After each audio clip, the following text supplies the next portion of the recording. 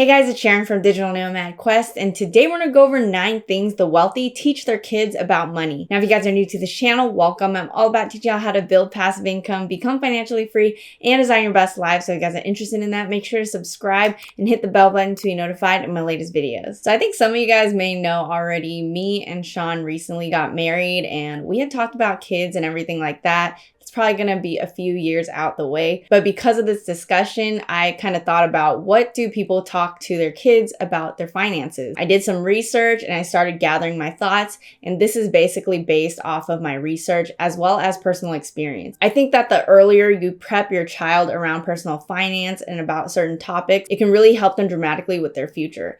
I'm super lucky that my parents were financially savvy and really taught me certain concepts that I really carried over as an adult. And I feel like for many families, money is a taboo subject, and I really feel like it's better to normalize discussions around money because, to be honest, it will really change your future. So if you're looking for a reason to start that conversation with your kids about money, I'm gonna go over these 9 different tips. Okay, so first off, the wealthy teach the importance of money. So money isn't everything, but it's still very important. So teaching that money is bad and it's bad to talk about money is honestly harmful in my opinion. Self-made millionaires or people who have achieved financial success know that money helps to have a better quality of life. It can be extremely stressful not having money, and building financial security helps to create a healthier lifestyle, and it allows you to be intentional with your choices. That's kind of why I built this brand where I talk about how to create passive income to achieve that financial freedom, because it really helps you design your life. For me, I've been able to become way more intentional with how I choose to live my life because I'm not restricted financially. A lot of people feel stuck at their jobs or are doing something they hate, and it's because they have to for money. But if you learn a lot of personal finance concepts and start building multiple income streams, investing that money, you can create that freedom. So if you're stuck in a situation you don't like, you can tell your employer that you'll quit,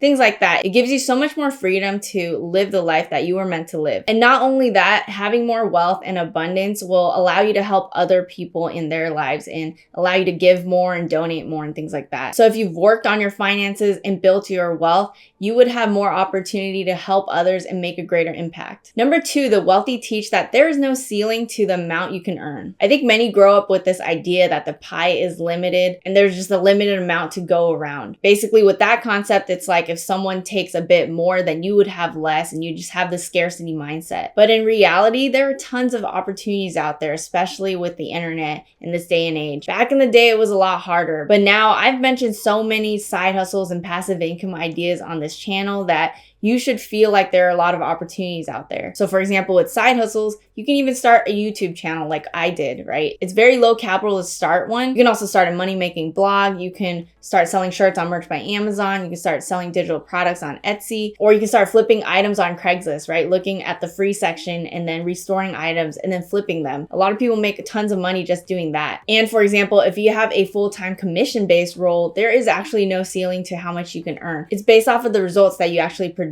You're getting paid, for example, based off of the sales you bring in. So there's actually really no ceiling to the amount you can earn. And if you as a parent teach your kids that there are so many opportunities out there, then that gives the kid an abundance mindset and really allows the kid to feel more optimistic about their future and what they can achieve. And on top of that, if you are a new parent or you're going to become a parent, chances are your child's going to grow in a different environment than you, in a sense of they're probably going to have even more opportunities than yourself. So I can't even imagine what's going to be out there when my child grows up. They're probably going to have so many more opportunities.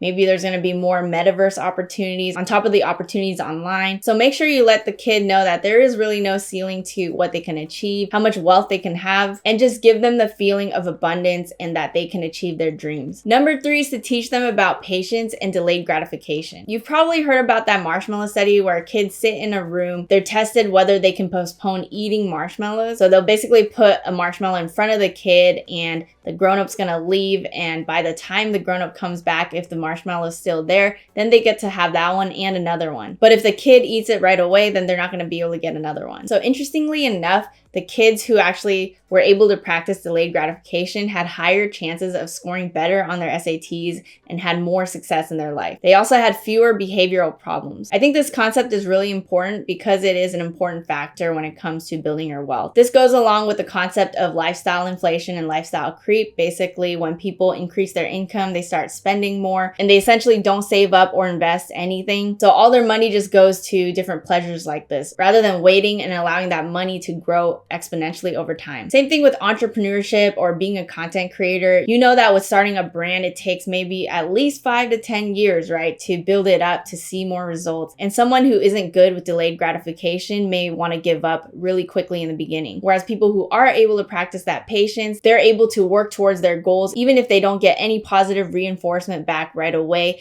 They know that it's a long time frame and they can work on it for a long period of time until things actually start to pop off. So kids need to be taught to work consistently and be patient and look at the bigger picture. Number 4, the wealthy actually teach the difference between assets versus liabilities. They teach kids that some things are going to cost you every month, whereas other things are going to actually make you money every month. So assets actually bring money to your bank account, while liabilities take money out of your bank account. So as an example, if you purchased a rental property and you rented that out, that's going to be an asset, whereas a car loan is a liability because it actually costs you money every single month. Now, if you teach your kids this, you can also let them know that if they have more assets like this, then they can get more and more cash flow and income. And that way they can live more of a stress-free life. They don't have to worry as much because they're getting money even when they're not physically working on it. One way to easily teach that concept is to play Monopoly, because I feel like I got a lot of inspiration just playing that game and knowing that if I had more properties, I would be able to get more cash flow when people landed on my square or whatever. Number 5, the wealthy actually teach to not depend on inheritance money. 88% of all millionaires are actually self-made. So a lot of people think you need to be born in a rich family or be lucky or things like that so that they can have a lot of money. But this statistic really shows that that's not actually true. So instead of having a kid rely on their parents' money, you might want to have them work for money instead. So for example, that could be with different chores and things like that. If they complete the chore, they make money. That could be a possible good way to showcase that, as well as not spoiling the kid, for example. Even Bill Gates said in one of his interviews that his fortune is actually going to go to his foundation rather than his children. He's going to only have minimal assets go to his kids. He thinks it does kids a disservice by giving them large sums of money because it distorts what they would do to forge their own path. I honestly really resonate with this because one of my fears is to raise spoiled children. I want them to know that they can achieve anything by themselves,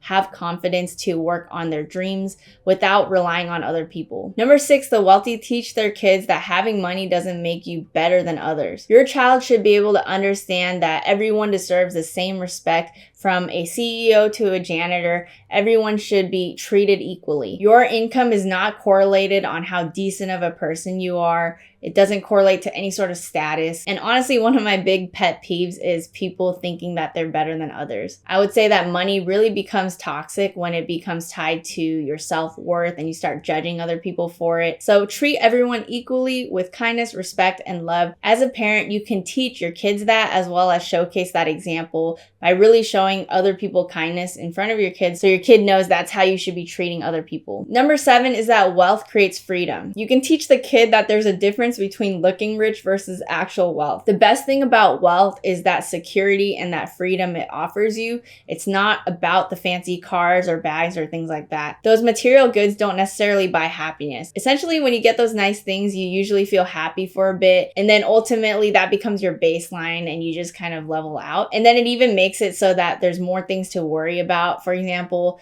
when my husband gave me my engagement ring, I ended up losing it, and that brought so much more sadness versus like if I didn't even have it at all. You just worry about more things. Like if I had a nice car, I'd probably worry about it getting scratched, whereas I have this used cheap car, so I don't have to worry about anything. It gets me from A to B safely. So I love that car. So that's why material goods don't necessarily equate to happiness. And that's why you should teach your kid that wealth is more about financial security and freedom. Having wealth and cash flow means you don't have to actively work for money if you have money working for you. Number 8, the wealthy actually teach their kids about socializing and the power of influence. So I think this is an important concept that people don't talk about as much, because the ability to socialize and communicate with others in a certain way can allow you to get a lot more opportunities. It's the ability to influence others and create a sense of leadership when you're talking. I honestly find this very true in life, that if you're good at talking, you have more potential to get promoted, to take on bigger roles. People will respect you more. Or for example, in sales, if you're good at listening to others, understanding people's needs, and showing that you are on their side, they're more likely to buy from you versus you just continuously talking and not listening to them. So there's an art to getting better at talking and becoming more of a leader, and also learning to listen. I think real estate is also a great example because it's all about relationships.